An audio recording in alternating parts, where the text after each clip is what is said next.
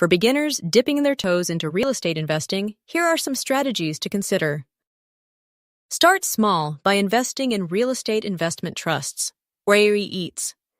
These companies own and manage real estate properties, offering exposure to the market without the need for significant capital. Dip your toes in the water with a small investment and gradually scale up as you gain confidence and experience. Look for properties that generate steady income through rental payments. Positive cash flow properties provide a reliable source of income to fuel your investment journey. Explore properties with potential for improvement or redevelopment.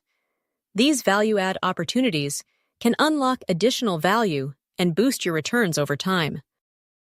While Fundrise shines as a beacon of opportunity, it's not the only star in the sky. Consider exploring alternatives like REIT ETFs, real estate crowdfunding platforms, and real estate investment clubs to diversify your investment portfolio.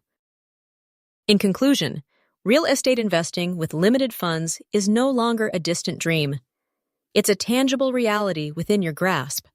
Whether you choose Fundrise or another avenue, the key is to take that first step towards financial empowerment. Start your journey today and unlock the door to a brighter, wealthier future.